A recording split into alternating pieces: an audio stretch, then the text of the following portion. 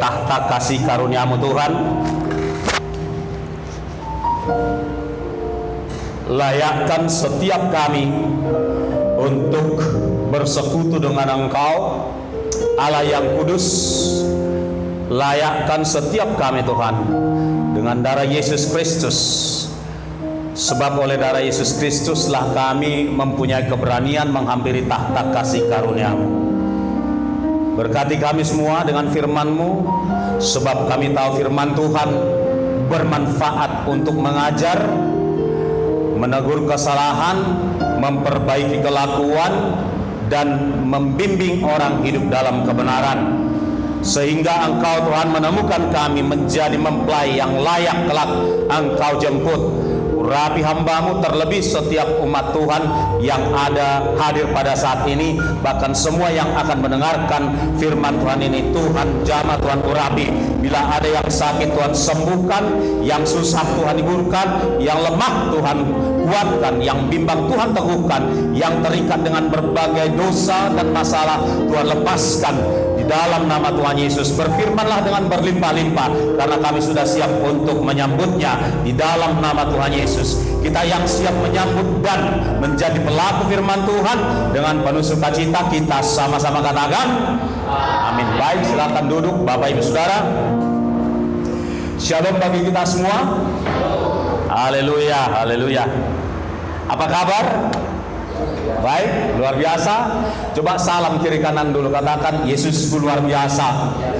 Kita juga harus luar biasa, katakan haleluya. Ya, selamat sore Bapak Ibu Saudara sekalian. Saya teringat di kampung. Ya, teringat waktu di kampung. Kalau hari Minggu itu ada 3 kali lonceng berbunyi, lonceng gereja. Nggak tahu kalau Bapak punya pengalaman yang sama. Jadi sekitar jam 6 ya itu sudah ada lonceng gereja.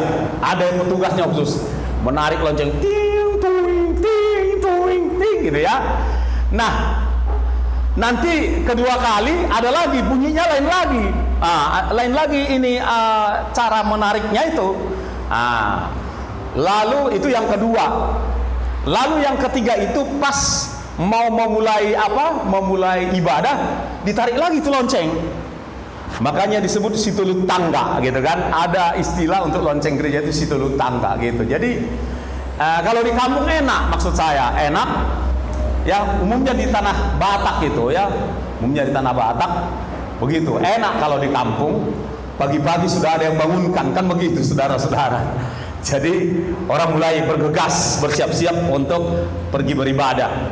Nah, kalau di kota pun sebetulnya enak juga. Kalau kita memanfaatkan teknologi yang ada sekarang kan, bisa pakai waker kah atau alarm di handphone. Karena kita semua sudah pakai handphone kan begitu kan. Jadi tidak ada alasan sebetulnya untuk tidak terlambat ke ibadah.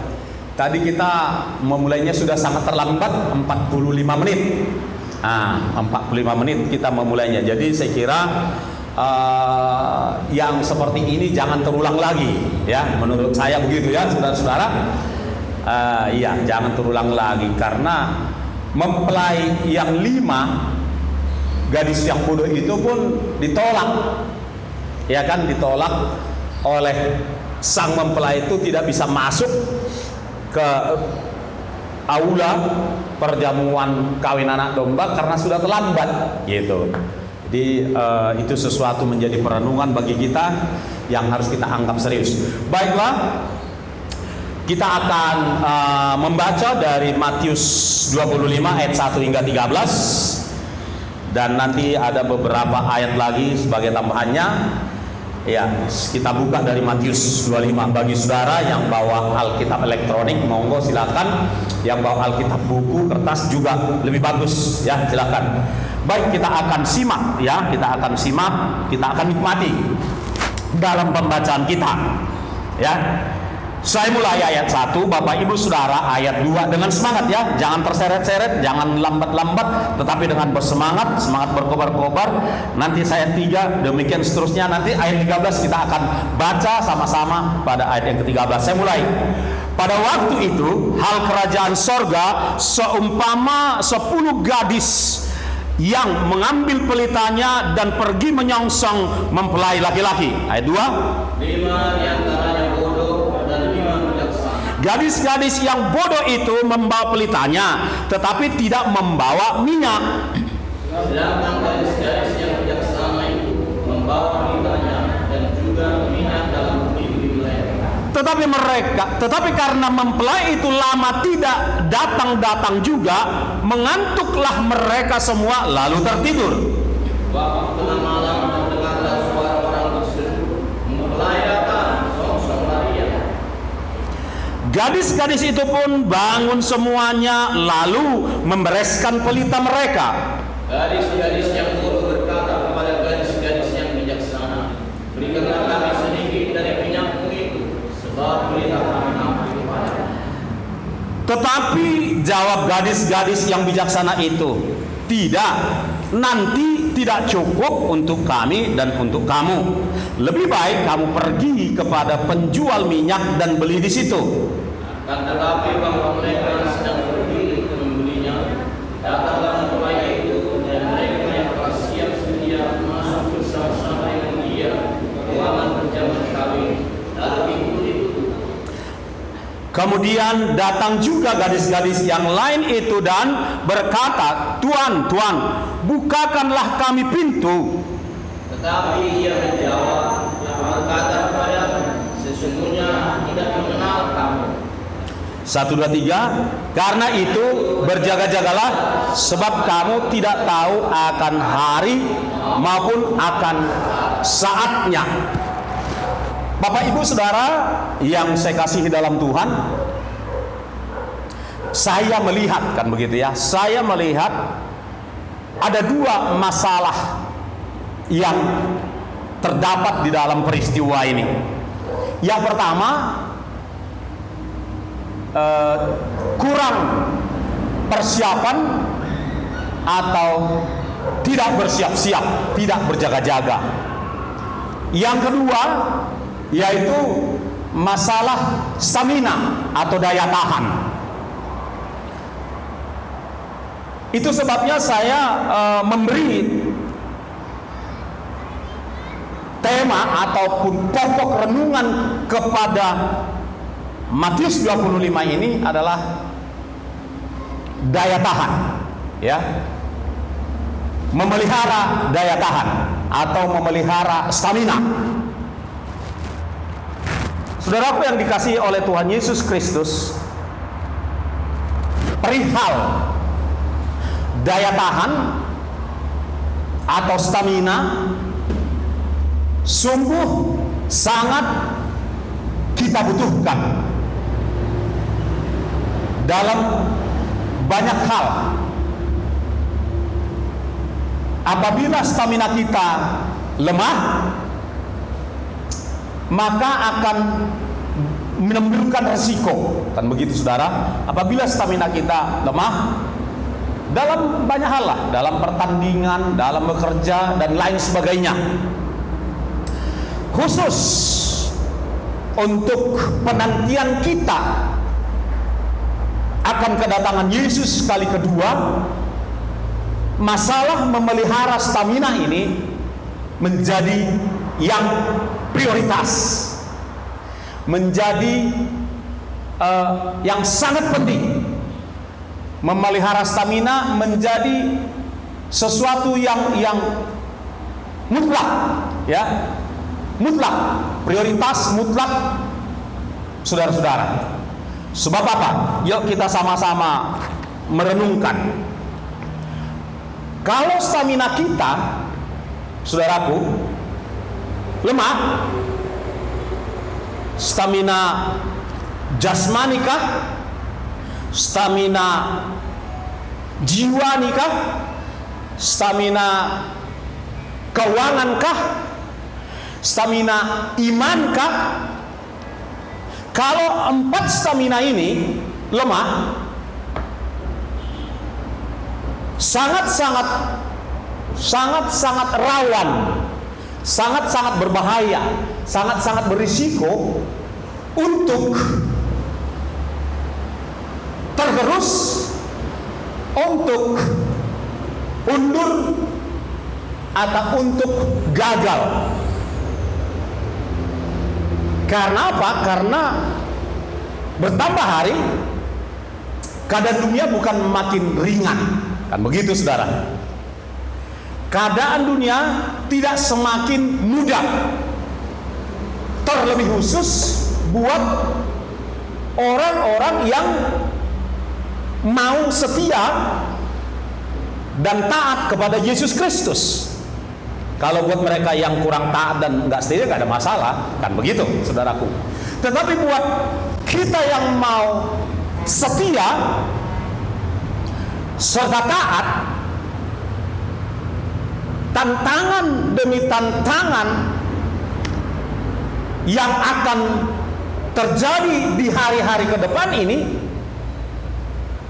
akan sulit kita hadapi, kita lalui, bahkan kita menangkan apabila stamina kita lemah.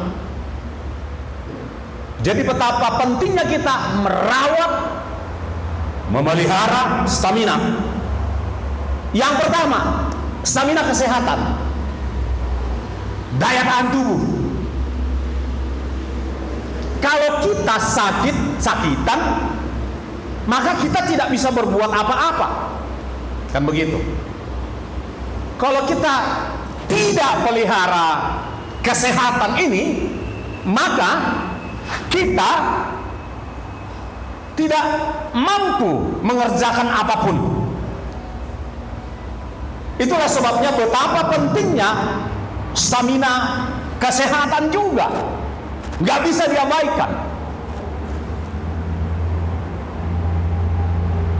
Untuk kita memelihara stamina atau daya tahan kesehatan, kita harus hidup pola hidup sehat, ya. Harus menyadari betapa kita harus menjaga pola gaya hidup sehat, harus cukup istirahat, harus jangan begadang. Ini tidak sepele masalah kesehatan. Berhentilah begadang, tidurlah di bawah jam 11 paling lama, apapun alasannya. Sebab menurut ilmu kesehatan, tidur di bawah jam 11 itulah kesempatan sel tubuh kita melakukan pemulihan, ya. Metabolisme kita bekerja sehingga sel-sel itu akan reproduksi. Kalau lewat dari situ sudah telat. Akibat daripada suka telat tidur, darah juga berkurang, tensi drop, ya. Ini nggak bisa dipungkiri. Itu sebabnya pertama-tama istirahat, tidur tepat waktu, berolahraga. Itu juga rohani, jangan dianggap itu tidak bagian dari rohani. Sebab Tuhan berkata di dalam Roma 12 ayat yang pertama dikatakan, aku mendorong kamu, aku mendesak kamu supaya kamu mempersembahkan tubuhmu sebagai persembahan yang kudus berkenan. Kalau tubuh kita ini kita telantarkan, saudaraku, ya, kita tidak mempersembahkan tubuh yang berkualitas baik kepada Tuhan, ya kan gitu ya. Ya, termasuk di situ ya menjaga kekudusan tubuh juga, dari rokok lah, dari makan darah, dan kecanduan-kecanduan yang lain, narkoba dan lain sebagainya.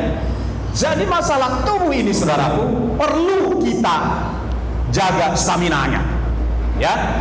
Tidurlah tepat waktu, berolahragalah, ya, berolahragalah sebisanya dan makanlah dengan pola makan yang sehat. Ada amin saudara-saudara? Ya, itu stamina. Saya punya pengalaman ketika 2 minggu yang lalu kurang fit. Bukan, saya nggak tahu, tapi memang lagi musim kan begitu ya. Jadi saya sungguh mengalami saudara-saudara tidak bergairah hidup ini. Mau bangun pagi aja malas. Nah itu kondisi sakit ya, kalau kondisi sakit seperti itu.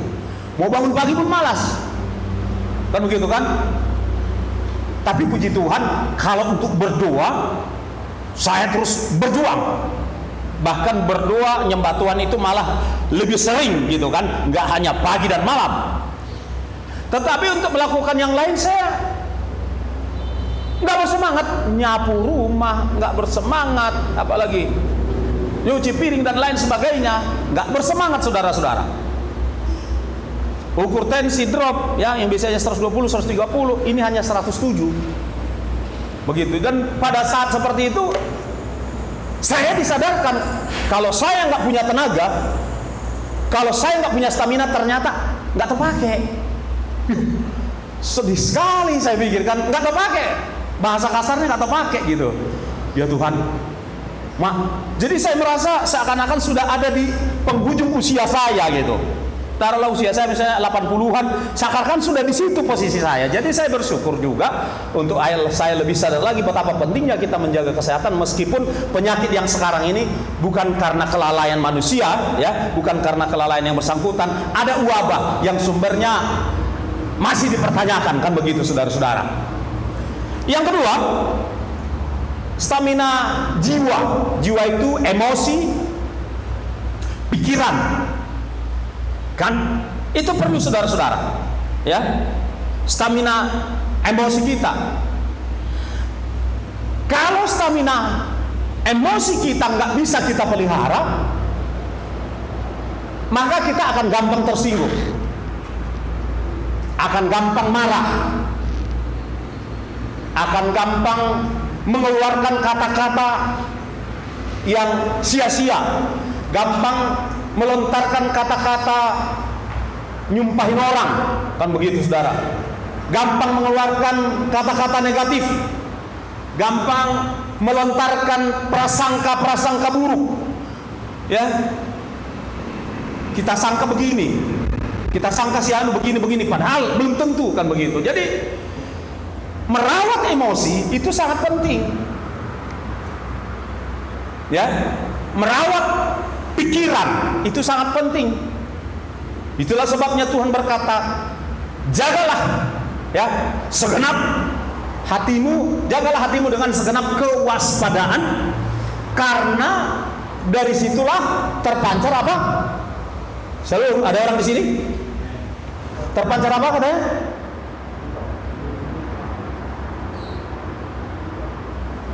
Nanti kita masuk ke situ ya kan, orang-orang ya, cara menjaga stamina roh dan iman itu huruf firman.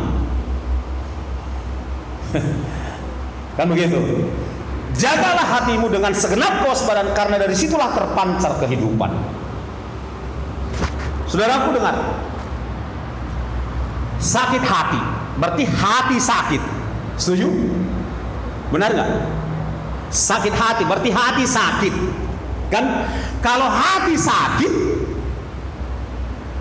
dari situ terpancar kehidupan,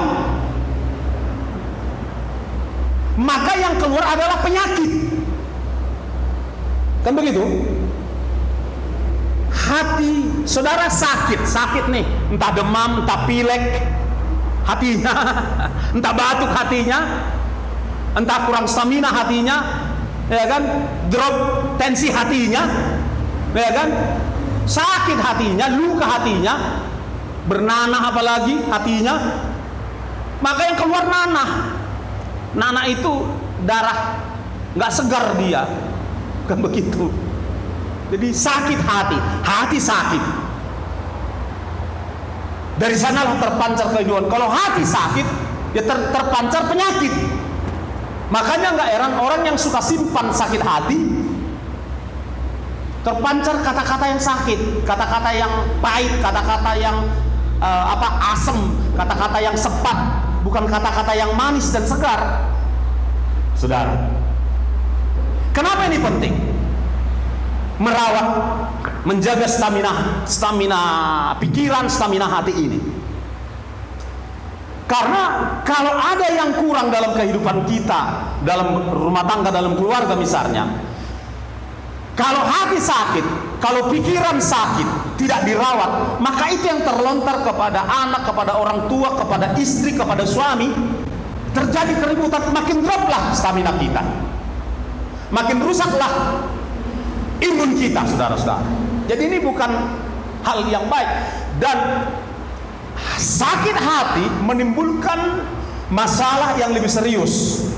Teman saya mengamatinya dari sejumlah kasus, ternyata semua orang yang sakit kanker itu menyimpan hati sakit hati, dendam, amarah. Tidak ada penyebab kanker selain daripada sakit hati, dendam, akar pahit, kepahitan. Itu sebabnya stamina hati, stamina jiwa, stamina pikiran harus kita rawat. Ada amin, Bapak Ibu Saudara? Nggak amin ya? Ada juga yang nggak bilang amin. Kan begitu, melihara dendam. Sudah banyak, ya, sudah banyak yang kita lihat. Dan sudah banyak yang sembuh ketika mengampuni. Yang ketiga, apalagi yang perlu kita rawat? Stamina apa lagi? Stamina keuangan, stamina ekonomi. Artinya apa?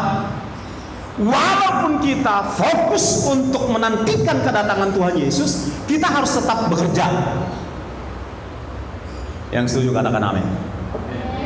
Yang setuju katakan amin. Harus tetap cari duit. Tidak boleh mengurung diri di rumah. Harus tetap cari duit, mencari berkat Tuhan. Bagi yang kerja, bagi yang usaha. Kalau bagi yang pelayan sepenuh waktu, dia nggak cari duit lagi, dia cari Tuhan aja tiap hari. Duitnya akan nyusul. Dengan cara apapun Tuhan bisa datangkan duit, sehingga tetap tercukupi kebutuhan sehari-hari. Ya kan? Tetap terbukti. Banyak hamba-hamba Tuhan yang sudah dipanggil sepenuh waktu tidak diizinkan lagi bikin usaha A, B, C, kerja ini itu, kerja apa lagi? Ya pokoknya cari duit nggak diizinkan. Saya mengalami, saya punya bakat cari duit, Pak. Nanti saya ceritakan di luar mimbar bagaimana saya kreatifnya cari duit. Setelah dipanggil saya coba lakukan, berhasil, tapi nggak berlanjut. Saya simpulkan Tuhan tidak mengizinkan saya cari duit, karena saya sudah dipanggil sepenuh waktu dan pekerjaan saya sudah beda ladang, sudah berbeda ladang pekerjaan saya. Ladang pekerjaan saya itu rohani punya, bukan lagi di perusahaan, di pemerintahan dan lain sebagainya. Kan begitu saudara-saudara. Jadi saya pun harus tetap bekerja di ladang Tuhan. Ladang Tuhan itu, berdoa itu sebuah jenis pekerjaan di ladang Tuhan. Memberitakan Injil sebuah jenis pekerjaan di ladang Tuhan. Mendoakan orang lain jenis pekerjaan di ladang Tuhan. Menyampaikan firman itu jenis pekerjaan di dalam Tuhan. Counseling itu jenis pekerjaan di dalam Tuhan. Bersaksi itu, itulah pekerjaan kami yang sudah dipanggil sepenuh waktu. Dan dengan mengerjakan pekerjaan Tuhan ini, Tuhan menggaji kami dengan cara Tuhan. Jadi kalau saudara kerja di ladang kebun sawit atau di pajak atau di mana, kami juga bekerja. Sama-sama kita harus bekerja. Saudara diberkati Tuhan melalui hasil keringatmu, kami diberkati Tuhan ekonomi kami melalui pekerjaan pelayanan yang kami lakukan. Saudara-saudara, jadi masalah ketahanan ekonomi, keuangan harus dipikirkan, nggak boleh diabaikan. Ada amin saudaraku? Itu kalau enggak ribut lah, bakal ribut. Belum dipanggil sepenuh waktu, tapi kerjanya cuma di rumah. Ya Tuhan belum panggil, lalu nggak ada beras, nggak ada minyak, nggak ada ikan, ribut suami istri, ya ribut. Jadi kita harus realistis. saudara-saudara. Di dalam kita menantikan betapa dekatnya kedatangan Tuhan, kita harus tetap bekerja. Yang bekerja di ladang dunia, begitu maksudnya, bukan duniawi, di ladang yang biasa, bekerja di ladang Tuhan, sama-sama bekerja. Dan dari apa yang kita kerjakan itu, Tuhan akan mengirimkan berkatnya kepada kita. Katakan amin. Itu yang ketiga. Nah, yang keempat, stamina iman. Stamina iman, saudaraku, kalau kita melihat gadis, kita kembali dari sini, kita kembali ke pembacaan kita tadi. Ketika stamina iman seseorang lemah, maka dia akan tergerus. Bisa jual Tuhannya, bisa jual imannya, bisa kompromi melakukan dosa A, B, C dan seterusnya. Ketika stamina, daya tahan iman lemah, betapa, itulah sebabnya betapa kita penting melatih diri untuk orang benar akan hidup oleh iman. Nggak ada amin. Kita orang-orang yang dibenarkan hidup dengan iman. Ketika kita bekerja, saudara bekerja di ladang, di pajak, di pemerintahan, tidak serta-merta di situ ada uangnya, ada juga yang langsung kalau jual beli, kan begitu saudara. Tetapi tetap hidup dengan iman. Kalau tidak dilatih hidup dengan iman, ketika uang terlambat datang, akan menimbulkan keributan, pertengkaran. Kita realistis. Kemudian ketahanan roh. Kita perhatikan 5 gadis yang bodoh ini berbicara bukan terjadi di Israel ini. Ini kita Kristen hari ini. Ada amin Bapak Ibu Saudara? Ini berbicara bukan Kristen yang akan datang, enggak. Ini berbicara tentang Kristen yang sekarang. Kita ini nih maksudnya. Bukan ada di negara lain. Ada juga Kristen di negara lain. Tapi bukan berarti hanya dalam wujud perumpamaan yang yang tidak membumi, enggak. Ini berbicara tentang saudara dan saya. Gereja Kristen, orang Kristen yang ada pada tahun-tahun menyambut kedatangan Tuhan kali kedua. Itulah bagian ini. Kalau orang Kristen yang sudah meninggal nggak ikut lagi di sini. Ya ini berbicara tentang saudara. Jadi jangan saudara pikir itu hanya dalam Alkitab, enggak. Ini tentang saudara yang ada di luar, yang hidup sekarang. Jadi ini berbicara tentang kita. Gadis yang bodoh ini, saudara perhatikan, ayat 3 dikatakan membawa pelitanya. Pelita itu casing hidupnya, ya tubuhnya ada, ya dia labelnya Kristen, kan begitu. Ayat 3 perhatikan saudara. Tetapi tidak membawa minyak. Hidupnya kosong dengan pengurapan Tuhan. Bahkan sangat mungkin orang ini tubuhnya belum didiami oleh Roh Kudus. Berarti belum lahir baru, belum bertobat orang ini. Jenis Kristen yang model 5 gadis yang bodoh ini, ya, tidak membawa minyak. Kalau orang Kristen yang sudah lahir baru, di dalam hidupnya, saudara-saudara, dalam Yohanes 7:38, dari dalam hatinya akan mengalir aliran-aliran air hidup. Tampilkan kalau sempat. Itu. Jadi walaupun orang Kristen lahir baru ini ngantuk juga, kayak kita ini lelah juga, kok belum datang juga nih Tuhan Yesus. Tapi karena ada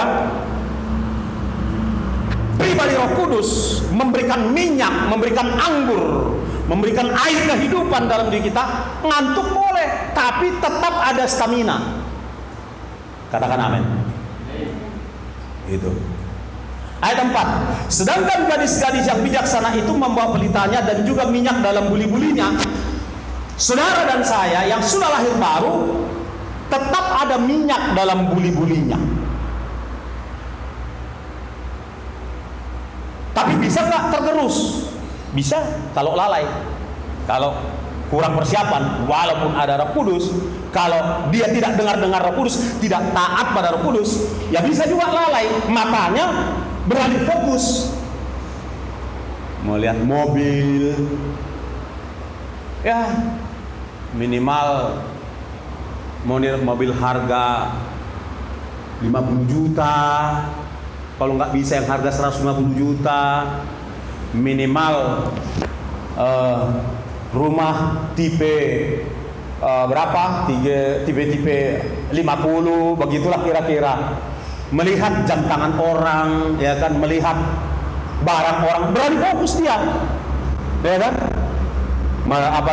Mengejar uang sampai lupa berdoa, lupa beribadah, ya kan? Lupa jaga kesehatan, uang dikejar, alih fokus dia. Bisa juga walaupun sudah lahir baru.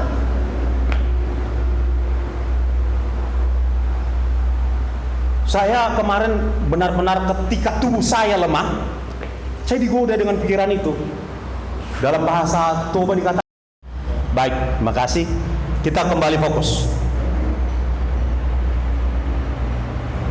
Tetapi jawab, perhatikan ini semua punya arti nih. Tetapi jawab gadis-gadis yang bijaksana, tidak. Nanti tidak cukup untuk kami dan untuk kamu. Lebih baik kamu pergi kepada penjual minyak dan beli di situ. Ini terlambat mempersiapkan diri. Terlambat. Saudara dan saya, sekaranglah waktunya kita memenuhi hidup kita dengan minyaknya Tuhan. Ada amin? Halo? Sekarang waktunya kita memenuhi hidup kita dengan firman. Sekarang waktunya kita berubah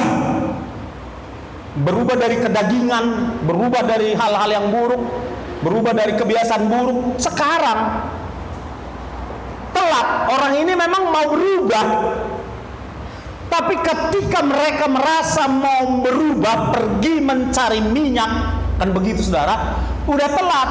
Nggak sempat, karena proses perubahan dalam hidup nggak bisa seperti membalik tangan. Sekarang waktunya bertobat. Sekarang waktunya bertobat. Katakan amin. Jangan manggut-manggut aja. Katakan amin dan lakukan. Sekarang nggak ada lagi waktu, nggak cukup lagi waktu untuk main-main.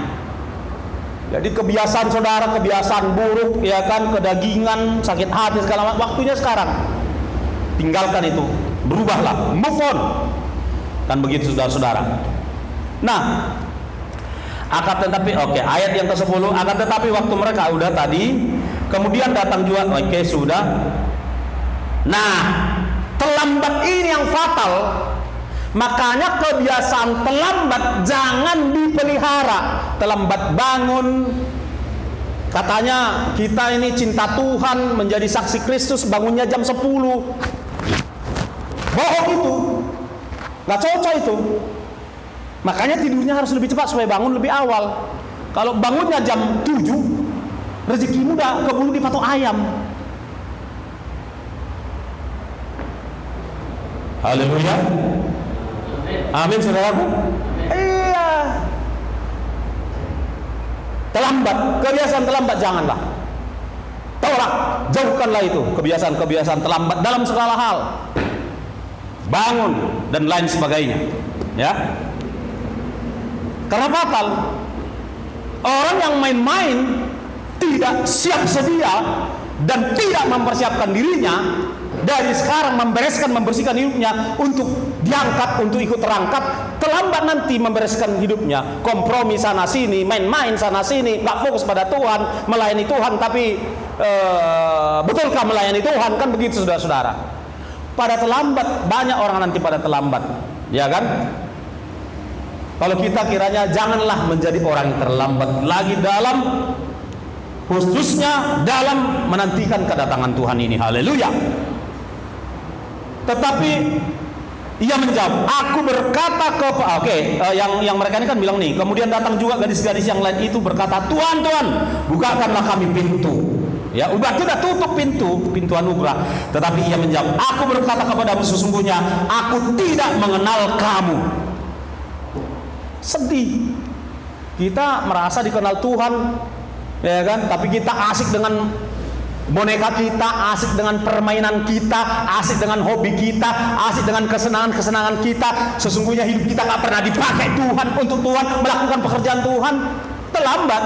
Tuhan bilang, aku nggak kenal kau. Dari mana aku jalannya mengenal kau? Kata Tuhan. Ini serius loh. Termasuk buat saudara yang mendengarkan video ini. Serius. Jangan main-main. Waktu udah sangat singkat. Ayat 13 kita baca sama-sama. 1, 2, 3. Karena itu, ayo 1, 2, 3. Nah ini terlambat juga ini bacanya nih. Jangan biasa terlambat. 1, 2, 3.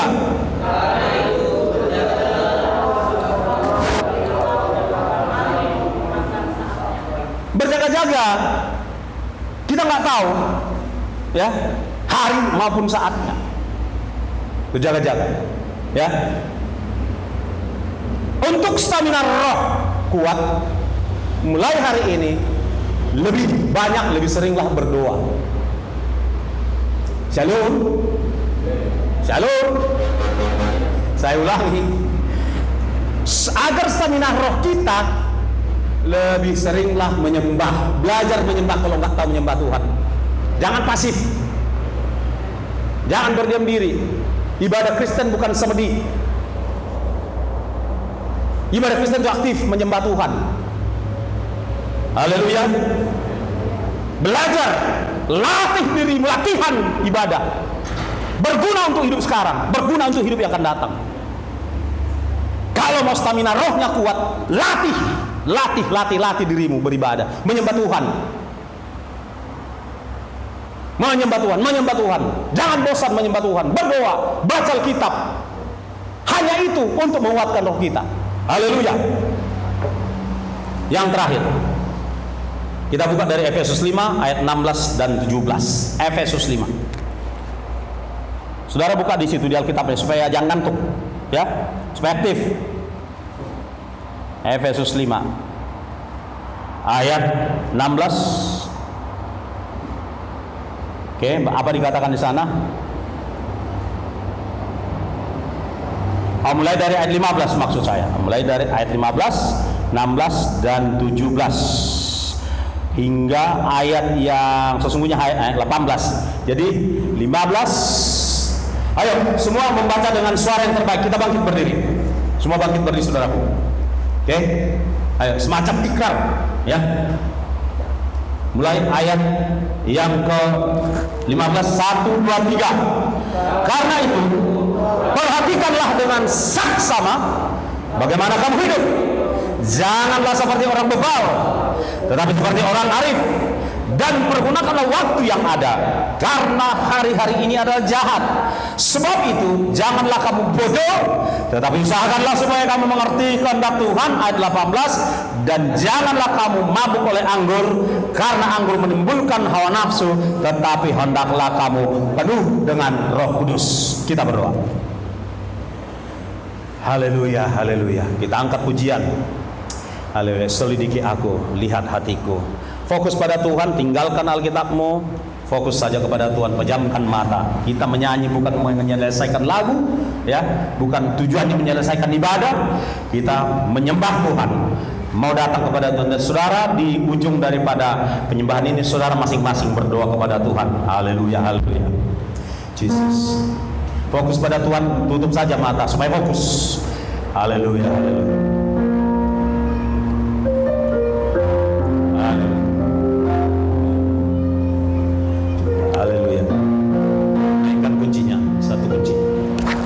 Fokus pada Tuhan, fokus saja.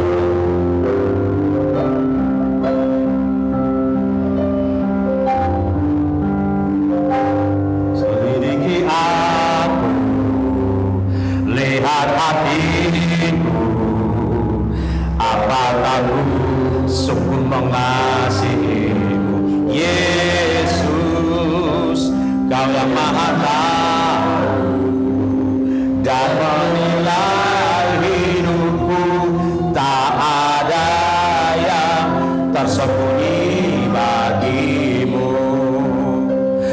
selidiki aku, lihat hati. Tutup aja, tutup. Apakah ku sungguh mengasihimu, Yesus, Kau yang Maha Tahu dan menilai hidupku, tak ada yang tersembunyi bagimu. Lah kulihat kebaikanmu, yang tak pernah habis di hidupku. Berjuang sampai akhirnya, Kau dapati aku tetap setia. Sekali lagi, selidiki lihat hatiku, lihat hatiku.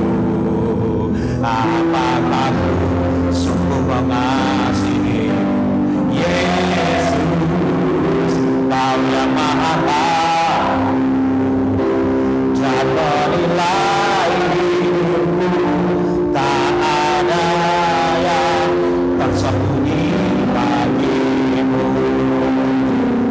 Aku lihat kebaikanmu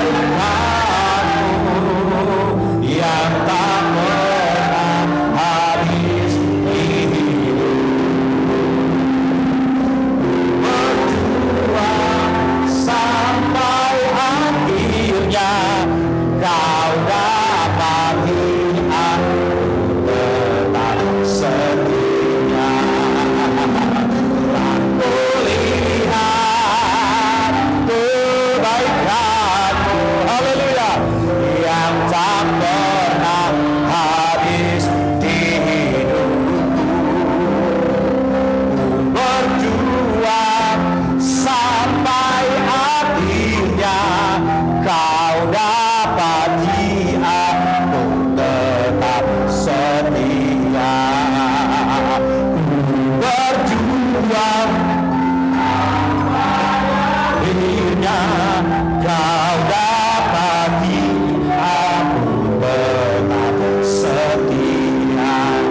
Kau dapati aku tetap setia. Mari silakan masing-masing berdoa. Berdoalah. Haleluya. Silakan berdoa, berbicara kepada Tuhan pribadi lepas pribadi. Saudara yang berdoalah. Saya tidak akan berdoa, ya, saudara yang, karena saudara bisa berdoa.